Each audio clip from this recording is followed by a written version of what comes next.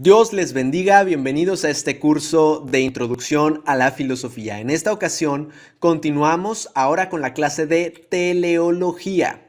Es distinto de teología. Las clases de teología son muy aparte. En esta ocasión vamos a hablar de teleología.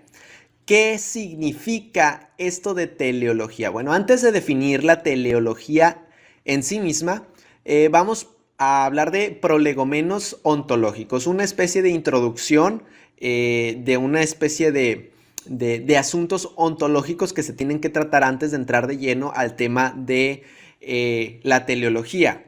¿Qué es la ontología? La ontología es un área de la filosofía que estudia los entes, que estudia el ser en sí mismo, qué es lo que hace que las cosas sean lo que son.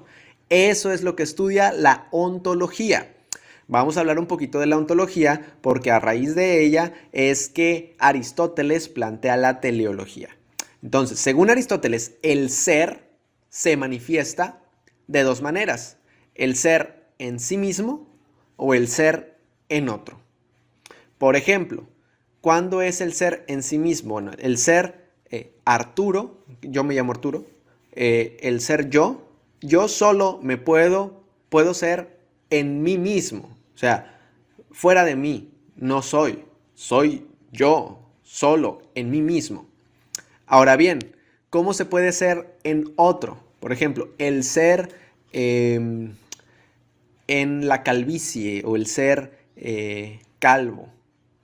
Solamente la calvicie existe cuando existe una cabeza, cuando existe una persona calva.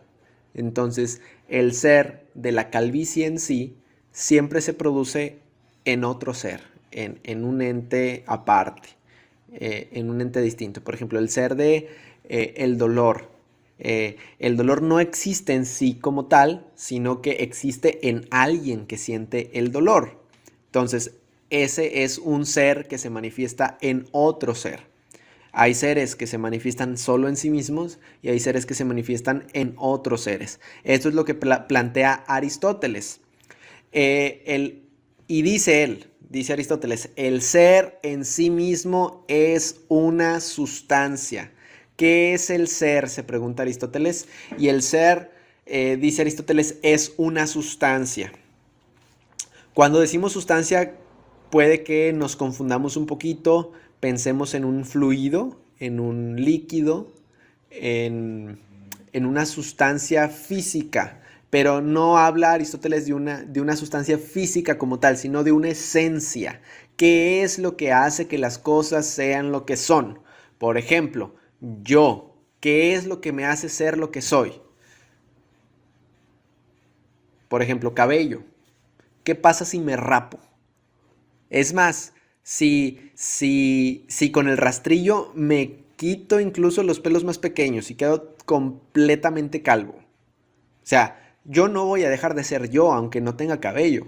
¿Qué pasa si me dejo el cabello largo? No voy a dejar de ser yo.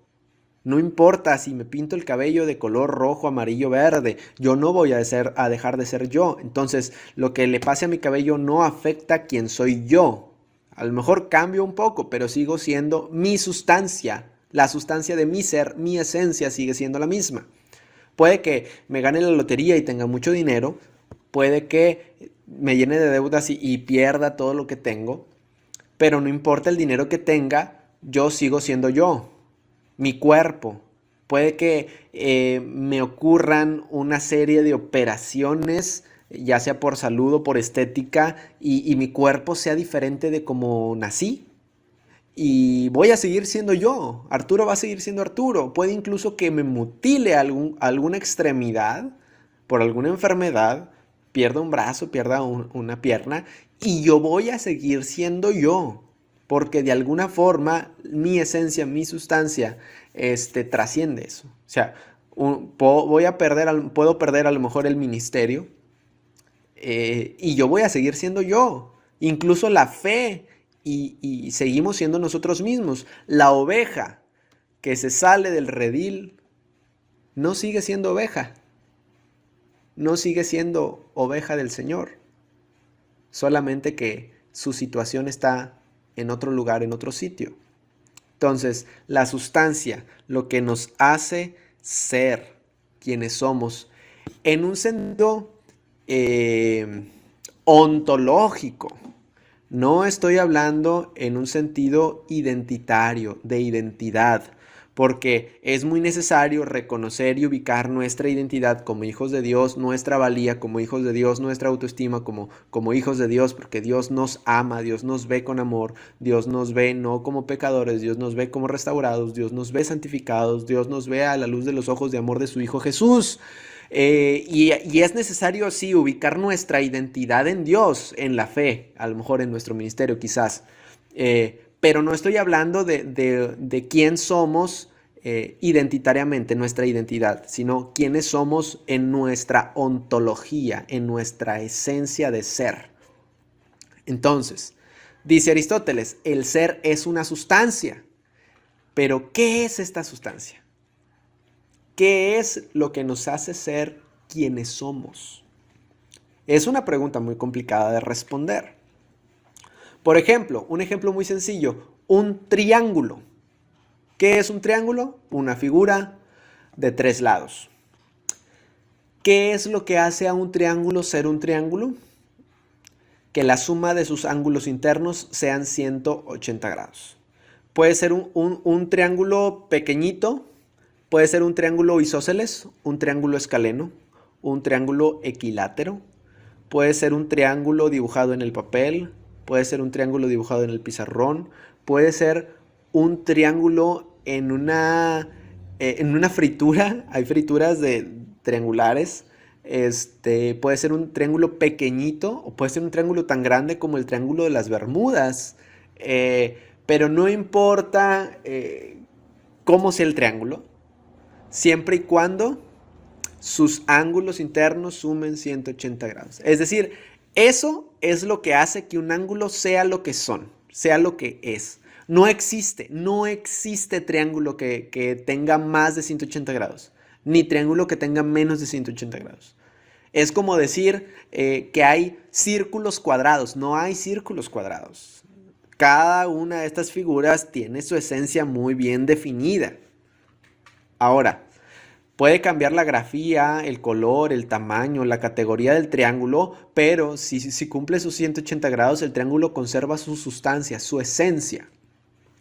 Ahora, una pregunta que nos compete a nosotros ontológicamente. ¿Cuál es la sustancia que nos hace ser a nosotros quienes somos? La definición del triángulo es muy sencilla. La suma de sus ángulos interiores da 180 grados. ¿Cuál es la definición de ti? ¿Qué es lo que te define? ¿Qué es lo que no importa qué tantas otras cosas cambien a tu alrededor o en ti misma o en ti mismo que hacen que seas quien eres, sin importar lo que pase? ¿Qué es lo que nos hace ser quienes somos? Esa es la pregunta que se plantea Aristóteles. A lo mejor es más fácil pensar en cómo definir un triángulo o algún objeto. Y cuando nos planteamos esa pregunta nosotros mismos, esa pregunta brota y es disruptiva, es incómoda, es difícil de responder. Ahora, Platón sugiere que las cosas son lo que son porque son copias de una idea perfecta en el mundo inteligible. Es decir, dice Platón, si este lápiz existe y es porque en el mundo perfecto de las ideas hay una idea de lápiz y esta es una copia de esa idea. Entonces, Aristóteles lo que hace es pelearse con Platón y decir, no, Platón, estás equivocado, el mundo de las ideas no existe, ese más allá no existe. Las cosas son lo que son porque tienen una sustancia identitaria, tienen una esencia que los hace ser quienes son. Entonces lo que Aristóteles va a hacer, va a buscar la esencia y la sustancia de las cosas. De aquí es de donde comienza a brotar el pensamiento teleológico. Ahora sí vamos a ir un poquito más a adentrarnos en lo que es la teleología. Esta pintura Esta pintura es una pintura muy conocida, se llama La Escuela de Atenas, la Escuela de Atenas, algo así se llama. Creo que la pintura la pintó Rafael y son muchísimos, todos ellos son filósofos de la antigua Grecia dibujados. En el centro se ve a Platón y a Aristóteles. Platón es el que está con el dedo hacia arriba, Aristóteles es el que está colocando la mano hacia abajo. ¿Qué quiere decir esto? Dice aquí que las cosas verdaderas no tienen materia, la materia las corrompe y las degrada. Es por eso que Platón es el mundo de las ideas, donde las cosas verdaderas no tienen materia, y al momento de hacerse materiales, se corrompen y se degradan. Las cosas en este mundo son copias de las verdaderas, son sombras de las verdaderas. Aristóteles se pelea con la idea de Platón y dice, no, no, no, no, no.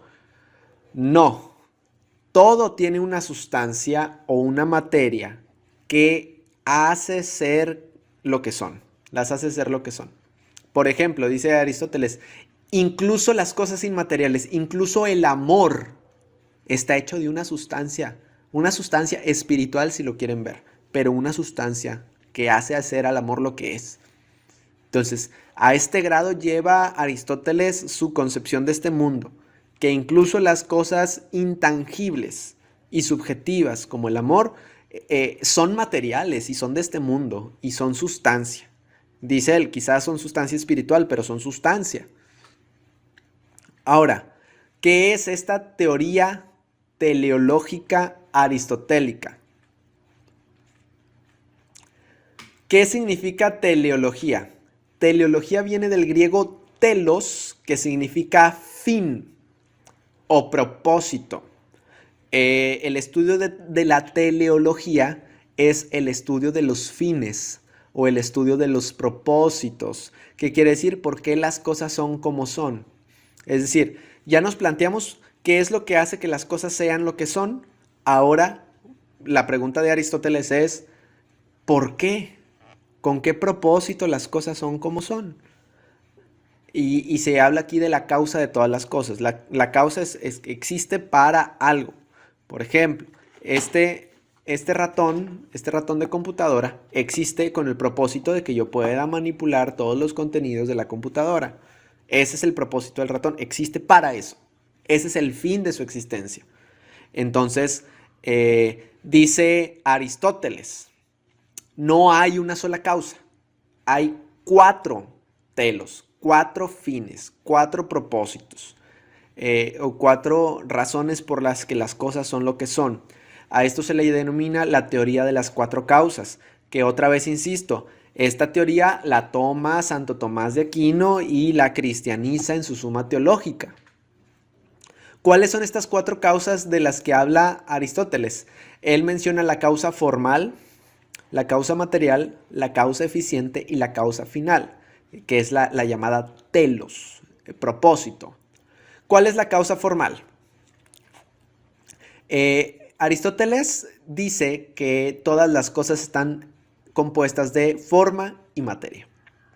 La forma es lo que hace que sean lo que son, es lo que distingue, por ejemplo, a una mesa de otras mesas. Su geometría, su disposición, su configuración hace que esa mesa, que ese objeto, que ese mueble se distinga del resto de los muebles. Esa estructura es lo que hace que esa mesa no sea una silla. Es lo que hace que esa mesa no sea un sillón. Es lo que hace que esa mesa no sea incluso otra especie de mesa distinta. Su estructura es única en su forma. La forma, la causa formal, caracteriza universalmente a la mesa. Ante todos, esa mesa va a ser mesa, porque tiene una estructura y una forma de mesa. La causa material es de lo que está hecho la mesa. ¿De qué está hecho la mesa? De madera. Bueno, esa mesa a lo mejor puede estar hecha de cartón, es café. Hay mesas de plástico, hay mesas de vidrio, hay mesas de varios materiales juntos, unidos, hay mesas de forja, hay mesas de lámina, las mesitas de Coca-Cola que son de aluminio también. Entonces, la madera es la que hizo que la mesa fuera. Entonces, de alguna forma, lo que causó que la mesa sea es la madera. Lo que causó que la mesa sea mesa es la forma de mesa que tiene. Entonces, pero Aristóteles dice y se plantea, o sea, nos podemos ir todavía más allá. ¿Qué es lo que la mesa causa a la mesa en su sentido material? La madera. ¿Y qué es lo que hace que la madera sea? La madera tiene forma de madera. Está compuesto de cierto material, celulosa, componentes orgánicos, y todas estas causas se pueden aplicar a la madera. Y uno puede decir, bueno, la madera está hecha de celulosa, de sustancias químicas. Ok, ¿qué es lo que hace que la celulosa sea celulosa? Y se pueden aplicar infinitamente a cada uno de estos aspectos. Entonces, lo que hace que la mesa sea mesa en su sentido material es la madera, el material de lo que está hecho. Dice también la causa eficiente. ¿Quién la hizo? ¿De dónde proviene? ¿Quién la hizo? Eficiente quiere decir que quién produjo la mesa. Alguien la creó. Bueno, el carpintero. El carpintero fue quien hizo la mesa. Esa mesa existe porque alguien la creó. Esa mesa proviene del taller del carpintero que la hizo. Entonces, en su sentido de razón de ser, es porque alguien la creó. Esto Aristóteles lo propone y lo dice y es importantísimo porque implica que las cosas no son de la nada. Las cosas no aparecen de la nada, no son de la nada. Incluso en la magia, en los actos de magia, está el mago. El mago es el que produce eso, suponiendo que fuera real, que no fueran estafas. Está la varita, está el sombrero, está el mago y eso es lo que produce que sea lo que es. Entonces, no hay circunstancia que provenga de la nada. Y Aristóteles dice, todo lo que es porque proviene de algún sitio. Alguien es responsable de que lo que es sea. Ahora, esto es interesante porque así como podemos irnos a la celulosa, al hidrógeno en el compuesto químico que conforma la celulosa y aplicarle estas cuatro causas, estos cuatro telos, así podríamos irnos a la máxima expresión, el universo. El universo tiene forma de universo, tiene configuración de universo. Está compuesto de una serie de infinidad de elementos químicos conocidos y desconocidos. ¿Y de quién la hizo? ¿De dónde proviene? Proviene de Dios. Su origen es el ser creador de Dios. ¿Cuál es el propósito del universo? Esa pregunta ya es un poquito más complicada, pero todo tiene una razón de ser en su sentido de origen, de causa, quién lo causó, quién lo hizo, quién lo produjo, de dónde proviene. Ahora, la causa final, el telos, es el fin o el propósito de las cosas, la realización de las cosas. Por ejemplo, esa mesa cumple su propósito como mesa cuando alguien llega y coloca en ella a lo mejor un plato de comida, algunos libros, cuando esa mesa soporta algo por encima. La mesa está cumpliendo su propósito de mesa. Fue creada para eso. Fue creada para que la gente comiera en ella. Cuando alguien se sienta a comer en la mesa está cumpliendo el propósito para el cual fue creada. ¿Ok? Estamos hablando de que la mesa se está realizando como mesa en ese sentido. Ahora, esto se vuelve más complicado cuando aplicamos las preguntas al ser humano. ¿Cuál es la forma? ¿Qué es lo que nos caracteriza a nosotros como seres humanos? Bueno, tenemos cabeza, piernas, manos, cuerpo, rostro, ojos, nariz, boca. Tenemos una estructura corporal que nos hace seres humanos. Todos los seres humanos tenemos esta misma estructura. Quizás alguno con algunas falencias o algunos con algunas protuberancias, pero a grandes rasgos nuestra causa formal es de seres humanos. ¿Y de qué estamos hechos? Estamos hechos de carne, de sangre, de huesos, de grasa, de piel, de pelos, cabello. Estamos hechos de eso. Materialmente es lo que somos. Ahora, ¿de dónde provenimos? ¿Quién nos hizo? Somos criaturas de Dios, somos creados por Dios, somos hechos teológicamente, el hecho teológico. Quizás Aristóteles va a responder esto muy diferente, muchos otros filósofos van a responder muy diferente esta pregunta, pero nosotros, desde la perspectiva bíblica, teológica, nosotros somos creados a imagen y semejanza de Dios y provenimos del soplo de vida del Creador. Provenimos del aliento de vida que Él infundió en nuestras narices y el hombre llegó a ser alma viviente. De ahí provenimos, de ahí somos. Ahora, ¿cuál es el propósito de que existamos? ¿Cuál es tu propósito? ¿Para qué estás en este mundo? ¿Para qué fuiste creado? ¿Qué es lo que te realiza a ti en esta tierra? Ahora, Aristóteles planteaba algunas sugerencias respecto a esto. Decía Aristóteles que la mujer se realiza, el propósito de la mujer es tener hijos, y que se realiza precisamente teniendo hijos. Es la realización de la mujer. Dice que la realización del hombre es el ejercicio de la razón. Pensar, comienza a razonar, comienza a filosofar, el hombre se realiza y cumple su propósito, su telos. Pero a mi perspectiva, las respuestas de Aristóteles son demasiado nimias, son demasiado pequeñas de estatura, comparación de lo que la palabra de Dios dice de nosotros. Según Aristóteles, la realización del telos, la realización del propósito de ser, va a llevar a la felicidad. O sea, quien se realiza en su propósito, en su telos, es feliz. Llega a experimentar felicidad en su vida. Ahora, digamos que alguien puede decir, le podemos preguntar a muchas personas, oye, ¿cuál es tu propósito en este mundo? ¿Por qué existes? Personas cristianas, personas no cristianas, personas de distintos tipos, y muchas nos van a responder diversas cosas. Quizás algún hombre de negocio va a decir, pues es que para mí mi propósito es llegar a tantos millones o tener tantas empresas. ¿Ok? ¿Y luego qué? Cuando el propósito es cumplido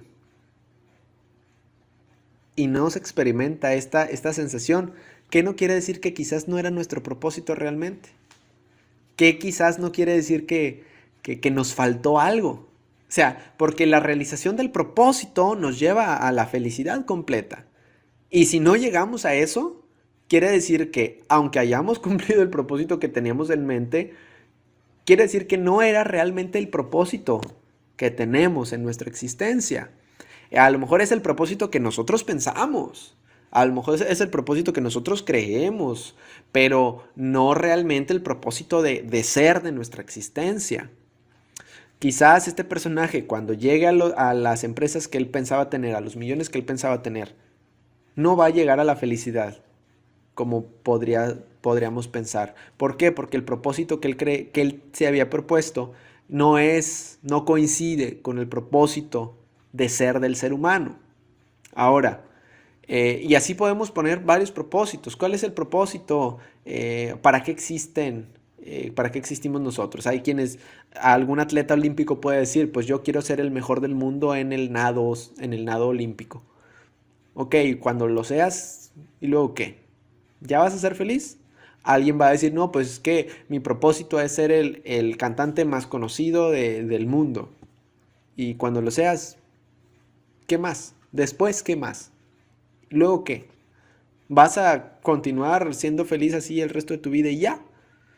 ¿O vas a sentir que vas a necesitar algo más? Porque si uno siente que necesita algo más, quiere decir que el propósito no era el propósito que se tenía. en su ser ontológico. Y ojo, ahorita todavía no estoy hablando de Biblia, no estoy hablando del propósito de Dios para nuestras vidas, no estoy hablando del propósito espiritual de nuestros corazones. Estoy hablando filosofía aristotélica. Entonces, cuando no se cumple, dice Aristóteles, el propósito, no se llega a la felicidad.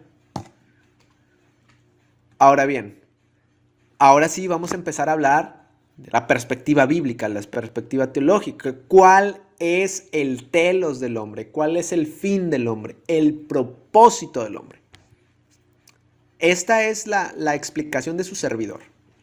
Algunos pueden pensar que el propósito del hombre pues, es predicar a otras personas.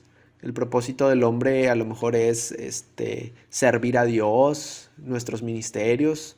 Ese es el servir a Dios en los lugares. Yo creo que todas estas cosas son servicios, son experiencias que van vinculadas y van ligadas a este telos que yo propongo aquí. Yo creo que bíblicamente el propósito de Dios para el hombre es que el hombre exprese su imagen, exprese el carácter de Dios en él. Yo creo que ese es el propósito de Dios para el hombre. Dios creó al hombre a su imagen, conforme a su semejanza. El día que Adán y Eva comieron del fruto del árbol del bien y del mal, esa imagen fue transgredida, fue degenerada, fue fragmentada. Y desde entonces el ser humano sufre por tener una imagen caída. Ahora, yo creo que cuando nosotros expresamos la imagen de Dios en nosotros, nos vinculamos con Dios, le glorificamos inercialmente. ¿Qué quiere decir? Que todo lo que hacemos le da la gloria. Cuando trabajamos le damos gloria, cuando estamos en familia le damos gloria, cuando servimos en la iglesia, cuando ministramos le damos gloria, cuando hacemos trabajos seculares le damos gloria, porque la imagen de Dios de alguna forma se expresa a través de nosotros. Dice Pablo, lo que ahora vivo en la carne ya no lo vivo yo, sino que vive Cristo en mí. Y habla del fruto del Espíritu Santo y habla de que brota el carácter de Cristo en él. Ya no es Pablo el enojón, el arrebatado, es Cristo brotando en él. Creo que el propósito del ser humano es expresar la imagen de Dios en él. Y esto abarca muchas cosas, porque el deseo de Dios son las almas. Alguien que expresa la imagen de Dios va a amar a las almas. Alguien que expresa la imagen de Dios va a amar a sus enemigos. Alguien que expresa la imagen de Dios va a amar a quienes lo maldicen. Alguien que expresa la imagen de Dios va a perdonar, porque Dios nos perdona infinitamente a todos nosotros nuestras rebeliones. Alguien que expresa la imagen de Dios va a cumplir su propósito como cristiano, como ministro, como padre de familia, como hijo de Dios. Y yo creo que cuando uno vive, digamos que mostrando o viviendo en el carácter de Dios, en el fruto del Espíritu Santo, uno tiene paz para con Dios y para con los hombres. Uno de alguna forma experimenta lo que Aristóteles llama felicidad. Dice el Salmo 16,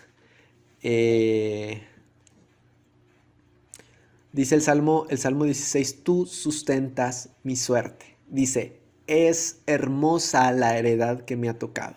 El salmista dice que él está satisfecho con lo que Dios le dio, con lo que le tocó de lo que Dios le dio. Y yo creo que cuando uno expresa la imagen de Dios, Dios permite esta satisfacción plena en sus hijos. Sea que tengas muchos bienes materiales, o sea que vivas con lo necesario, creo que Dios le va a dar contentamiento al corazón. Y vamos a decir como el salmista, es hermosa la heredad que me ha tocado, es hermoso lo que me dio Dios, es hermosa la forma en la que Dios sustenta mi vida. Aún en la enfermedad, aún en la escasez, aún en los problemas, el Señor dará contentamiento cuando se expresa, se vive conforme al corazón de Dios. Yo creo que para allá va el telos del hombre.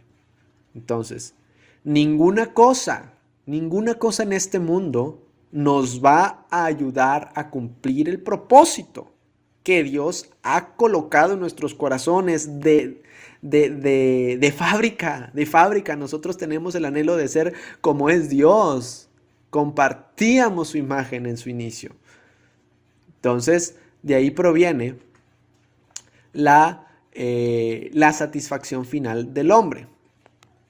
Ahora, hay distintos sistemas en conflicto. Hay un sistema mecanicista, causalista, y hay un sistema teleologicista, que son el estudio de las causas, del fin. Ahora, ¿cuál es esta explicación? Los mecanicistas hablan de que lo que produce lo que es un mecanismo o una causa. Por ejemplo, la evolución, el azar, la probabilidad. El hecho de que la raza humana llegue a ser lo que ahorita es producto de una serie de mecanismos naturales, de una selección natural, de una evolución natural, de un azar, de una probabilidad, de genes que se mezclaron, que mutaron y que llegaron a ser lo que son ahora. Todo ese complejo sistema hizo que ahorita seamos lo que somos. Ahora, contrastado con los finalistas o los teleologicistas, dicen, no es que el azar, la probabilidad, el sistema y el mecanismo tal nos haya elaborado. Quien cree en este estudio de los fines, de los propósitos, dice, hay un diseño inteligente, hay una causa formal, Alguien, recuerdan el ejemplo de la mesa, de algún lugar vino la mesa, vino del taller del carpintero porque el carpintero la hizo. Bueno, si nosotros creemos que tenemos un propósito, tenemos que creer que alguien nos hizo con ese propósito. Que la mesa cumple su propósito cuando se sientan a comer en ella. Que nosotros cumplimos nuestro propósito cuando reflejamos la imagen de Dios en nosotros. Y bueno, los teleologicistas dicen que llegamos a ser lo que son porque alguien nos diseñó con inteligencia. Decimos que hay una causa final, un propósito de que seamos lo que somos. Ahora, este es el punto de discusión, porque si el ser humano, si la raza humana existe por azar, por probabilidad, por evolución, por accidente, si la raza humana existe, si el universo existe por accidente, entonces no hay un propósito natural. El explicar un propósito es inexplicable. No hay propósito, es un accidente. Por ejemplo, si vamos con un amigo en la calle y se tropieza y se cae, uno no le va a decir, oye, ¿con qué propósito te tiraste al piso? No tenía propósito, el caerse no era propósito, fue un accidente. Los accidentes no tienen propósitos. Esto, hermanos, esto genera implicaciones trascendentales en la forma en la que pensamos. No nosotros, el mundo sobre todo. Ahorita está muy vigente el pensamiento del aborto, el pensamiento de la eutanasia, el pensamiento por ejemplo, el matar a los niños en el vientre de la madre, la eutanasia, el matar el derecho a morir, de matar a los viejos cuando ya sienten demasiado dolor o están muy ancianos y deciden morir. Todas estos complejos problemas éticos, por ejemplo, el maltrato infantil, la vida, el valor de la vida. Todas estas ideas éticas tienen su origen o su génesis en alguna de estas dos formas de pensamiento. Porque si nosotros somos un accidente, somos un accidente del universo, somos animales fuera del marco moral. ¿Qué quiere decir esto? Que seamos animales fuera del marco moral. Cuando un león mata a un antílope y se lo come, no decimos que el león es un asesino. El león no va a agarrar conciencia cuando tenga el cuerpo del antílope entre las garras y diga, ¿qué hice? Maté. Eso no le va a pasar al león. El león es león y su naturaleza es ser como él es. Si nosotros somos un accidente, no somos más que un animal más inteligente, más desarrollado, más capaz, pero al fin y al cabo un animal. Entonces, podemos decir que las cosas que pasan a la raza humana, la maldad, el enojo, los asesinatos, las guerras, todas estas cosas son acciones naturales propias de nuestra naturaleza animal. Así como la naturaleza del león es matar antílopes, la naturaleza del ser humano es, no sé, la guerra, el conflicto, el asesinato, yo qué sé. Entonces, todas las actividades humanas morales no tienen un marco de referencia específico, sino que entran parte de nuestra naturaleza. Nadie podría juzgarnos por quizás matar, violar o asesinar o cosas semejantes, porque somos animales. Y dentro de nuestro marco animal, pues no hay una ley, no hay una norma o moral al respecto. Si somos accidentes, hermanos, si somos accidentes como dice el azar y la causa natural, no tenemos un valor particular del universo, en el universo. Es decir, da igual si se muere un gatito a si se muere un niño. Da igual si atropellan a un perro que si atropellan a una anciana. Da lo mismo si se muere una cucaracha a si se muere una ama de casa. ¿Por qué? Porque somos accidentes del universo, producto de la evolución, del azar, de una causa natural. Por lo tanto, nuestra vida no tiene un especial valor. No tiene más valor que el resto. Porque somos producto de la misma causa. Entonces, esta forma de pensar desvaloriza la vida. Es por eso que es tan fácil, tan sencillo decir, pues aborto, pues pues mato, no me sirve, pues hago esto, pues hago lo otro, transgredo, lastimo la vida de alguien más, marco la vida para siempre de tales personas. ¿Por qué? Porque la vida humana deja de tener el valor que se supone debe de tener. Entonces, el concebir el mundo sin propósito, sin telos, genera una perspectiva amoral, sin ética, sin principios morales. Ahora, la otra perspectiva, o sea, el ver que nosotros somos creados a imagen y semejanza de Dios, nos dota de un marco moral para obedecer. La ley que Dios puso en nuestro corazón es la ley que nosotros vamos a obedecer. Nuestra conciencia nos reprocha al respecto. Ahora, el que seamos creados a imagen y semejanza de Dios implica que en nosotros hay un valor trascendental increíble. De esta perspectiva teleológica surge el principio ético del por qué hay que amar a nuestro prójimo como a nosotros mismos, de por qué hay que amar a quienes nos maldicen, incluso a quienes son nuestros enemigos.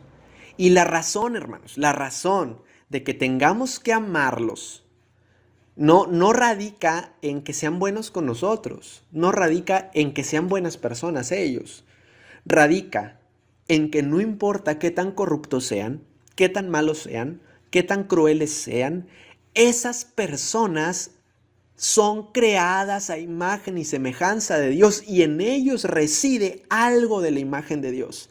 El amarlos a los otros es honrar a Dios. Estamos honrando a Dios cuando amamos a los otros, cuando amamos al extranjero, cuando amamos al ajeno, no solo al prójimo, al ajeno.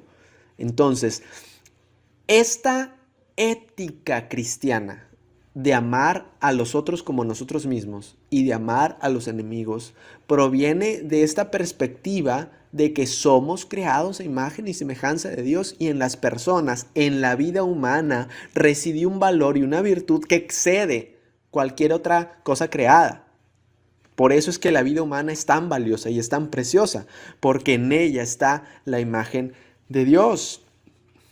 Entonces, hermanos, esto fue la clase de teleología.